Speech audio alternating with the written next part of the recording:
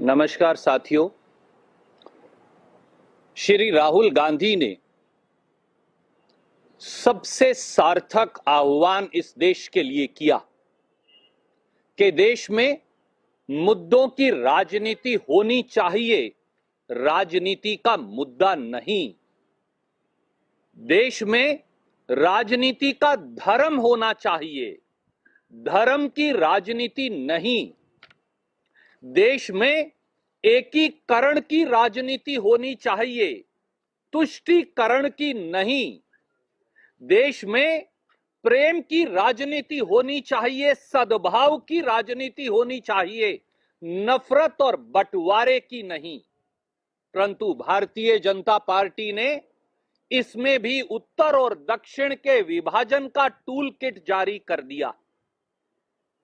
दोस्तों, इस देश के लोगों को राहुल गांधी जी के आह्वान पर, कांग्रेस के आह्वान पर विचार करने का समय आ गया है। देश के मुद्दे क्या हैं? देश का मुद्दा है कि 100 रुपया पेट्रोल और 90 रुपया डीजल क्यों बिक रहा है। देश का मुद्दा है कि चीन आज भी डेप्सांग प्लेन, गोगरा और हॉट स्प्रिंग्स में घुसपैठ करके क्यों बैठा है और मोदी सरकार चुप क्यों है। देश का मुद्दा यह है कि आम जनमानस महंगाई की मार से त्रस्त क्यों है। देश का मुद्दा यह है कि पेट्रोल और डीजल पर 6.5 साल में टैक्स लगाकर मोदी सरकार ने 21.5 लाख करोड़ तो कमा लिए, पर मध्यम वर्ग और किसान को राहत क्यों नहीं। देश का मुद्दा यह है कि लाखों किसान दिल्ली की सीमाओं पर बैठे हैं, 250 से अधिक किसान वीर गति को प्राप्त हो गए, मर गए, परंतु दिल्ली की सरकार पसीजती क्यों नहीं। देश का मुद्दा यह है कि जीडीपी जो है वो नोज डाइव यानी औंधे मुंह क्यों गिर रही है और देश की अर्थव्यवस्था क्यों पिट रही है।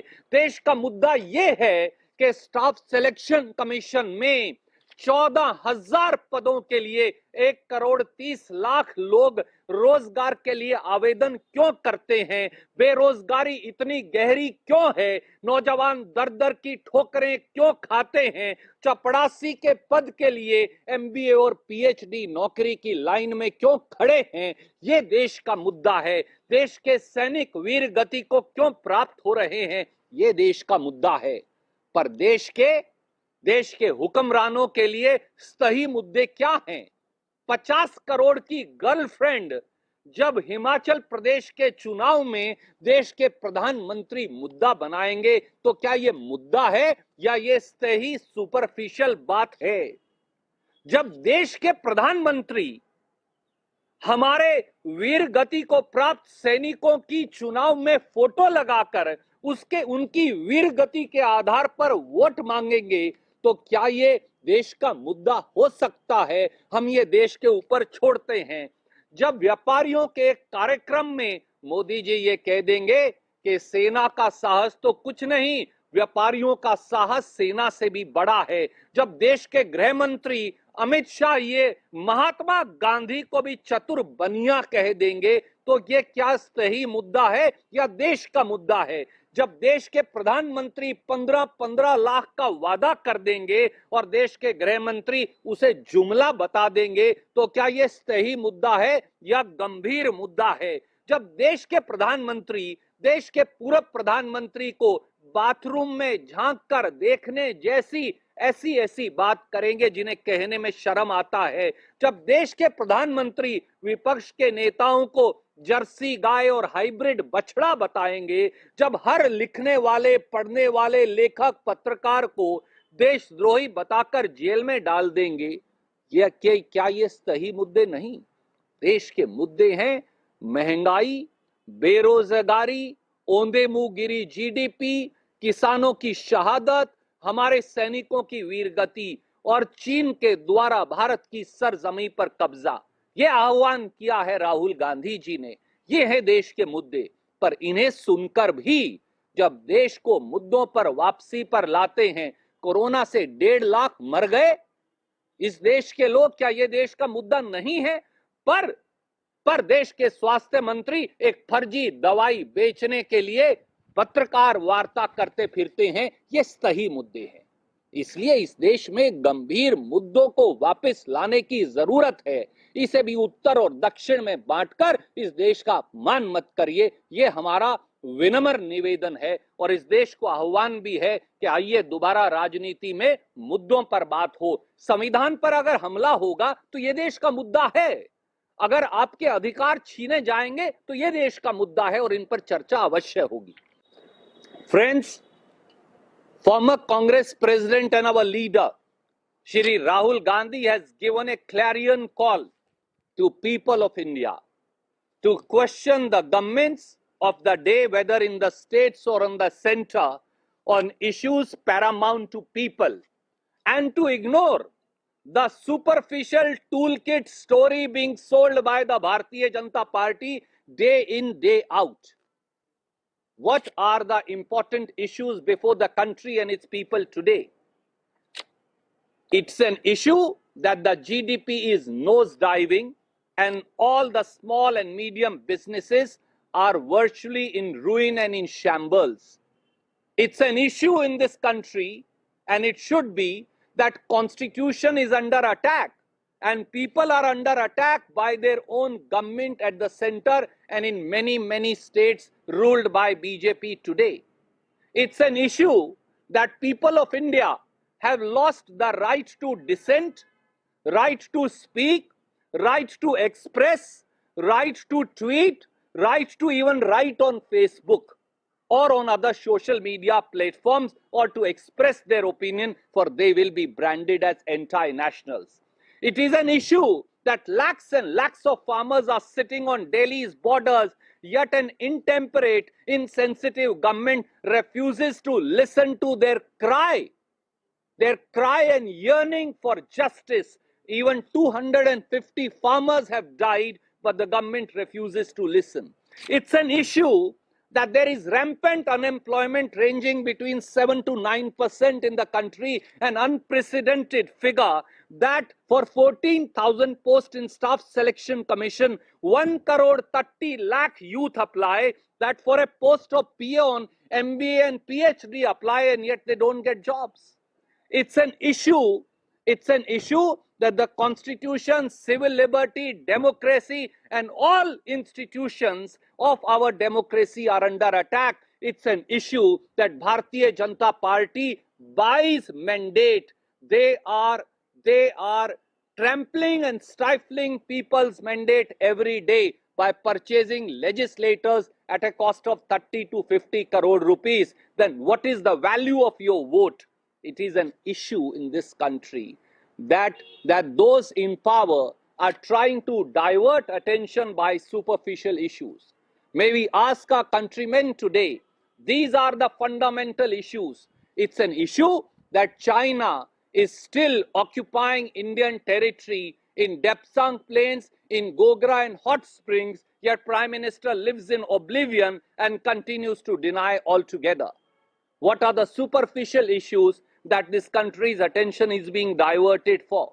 Prime Minister Shri Narendra Modi, in a Himachal election rally, makes 50 crore girlfriend an issue. Can that be an issue? Prime Minister of India in election rallies and in public rallies call leaders of opposition hybrid cow as also bachadas. Can that be an issue? Prime Minister Shri Narendra Modi puts the photograph of our martyrs and seek votes in their names. Can that be an issue? Prime Minister of India Shri Narendra Modi tells the middle class and our girls, our daughters, that they are not properly fed, for they are beauty conscious, and that's why they refuse, and that's why they are anemic. Prime Minister of India encourages dowry by telling that if you have a daughter, then you should grow trees, and once the daughter is of marriageable age, sell those trees and give that money in dowry. Is that not superficiality? Is this not superficiality that the Home Minister of India, Shri Amit Shah, calls Mahatma Gandhi, the father of the nation, a Chatur Baniya? Are Shamshan, Pakistan and Kabristan the politics of this country? Or are we talking about politics of fundamental issues and development? That's a fundamental issue that Shri Rahul Gandhi has raised. It's an issue that 150,000 people have died of corona. Yet the health minister of the country tries to sell a coronal medicine which is uncertified by WHO, and IMA has to come forward to condemn the health minister. It's an issue that the farmers' agitation is going on, yet government permits a select band of its people to come up to the Red Fort, and there is gross intelligence failure, and yet the Home Minister does not resign. These are the issues that Rahul Gandhi ji wants to bring back to the table. The North-South divide is a toolkit being adopted and sold by the BJP to the news channels and to the public. Let us all rise up and ensure that governments of the day answer on issues and not on superficiality that they are trying to divert our attention to. Any questions, you're welcome to.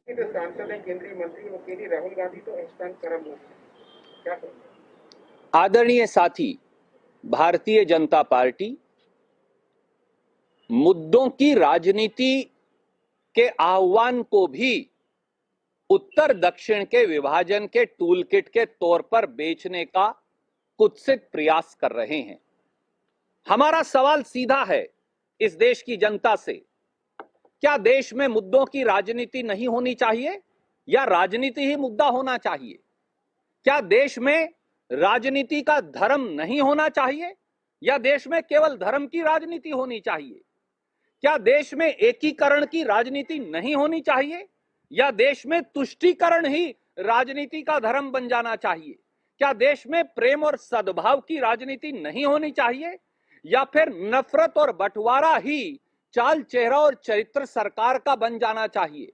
Rahul Gandhi ji ने इस देश में फिर आह्वान किया है कि देश के हुक्मरानों को, सत्ता की अटालिकाओं पर बैठे अहंकारी शासकों को मुद्दों की राजनीति की बात करनी पड़ेगी, रोजगार के बारे में बताना पड़ेगा, किसान क्यों आत्महत्या को मजबूर है बताना पड़ेगा, लाखों किसान की पीड़ा को आप इग्नोर नहीं कर सकते, उन्हें थकाकर भगा नहीं सकते, उसका हल निकालना पड़ेगा। इस देश में जीडीपी औंधे मुंह क्यों गिरी है ये बताना पड़ेगा, देश में चीन घुसकर क्यों बैठा है ये बताना पड़ेगा, और प्रधानमंत्री चीन से डरते क्यों हैं ये भी बताना पड़ेगा। इस देश में सही राजनीति अब नहीं चलेगी, मुद्दों की राजनीति पर आना पड़ेगा। एक सवाल सर फिशरीज मिनिस्ट्री को लेकर के है। आप पहले भी राहुल गांधी ने जब कहा था तब भी गिरिराज सिंह ने, स्मृति ईरानी सवाल उठाए थे, एक बार फिर उन्होंने दोहराया कि फिशरीज मिनिस्ट्री होनी चाहिए, जबकि सरकार कह रही कि है हमारे पास फिशरीज मिनिस्ट्री।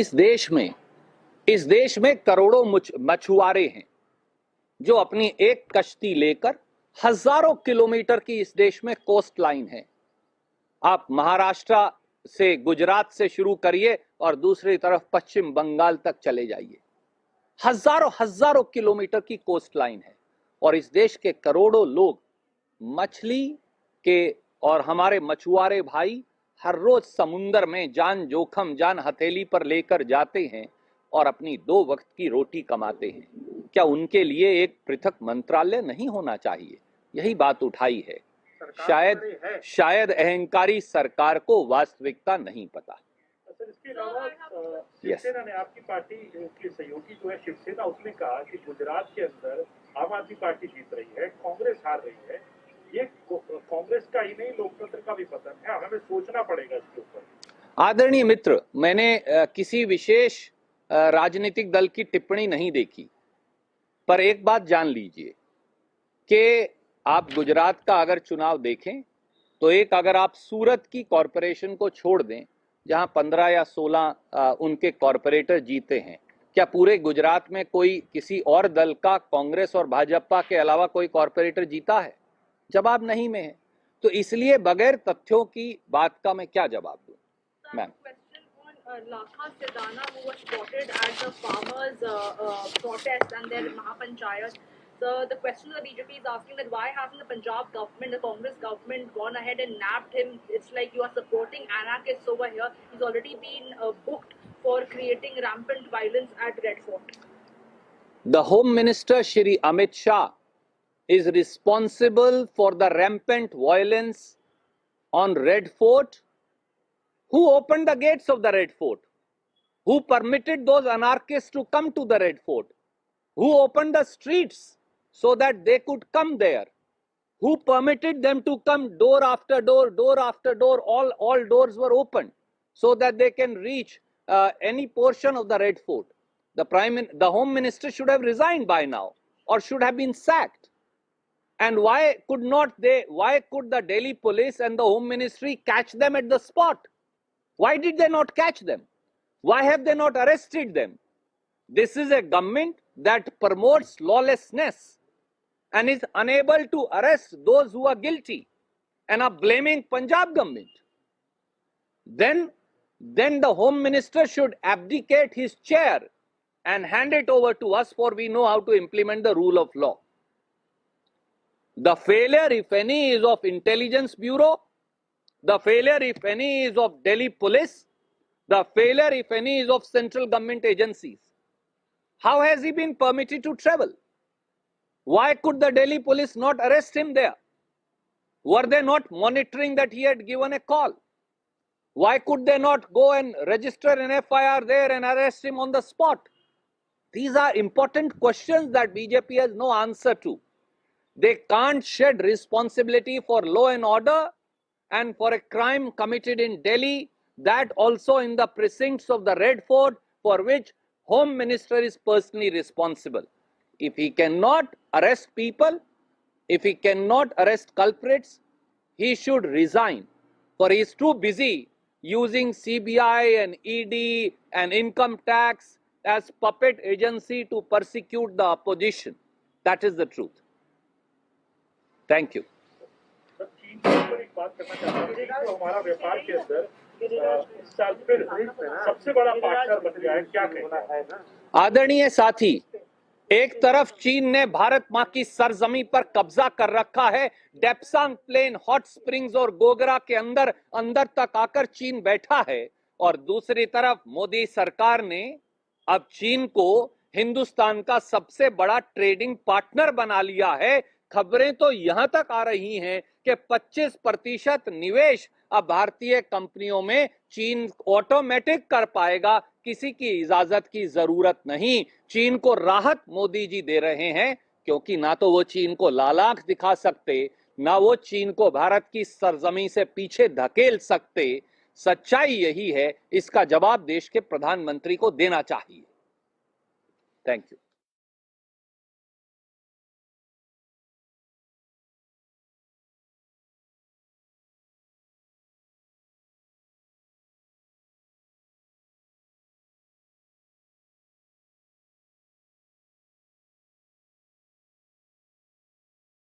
नमस्कार साथियों, श्री राहुल गांधी ने सबसे सार्थक आह्वान इस देश के लिए किया कि देश में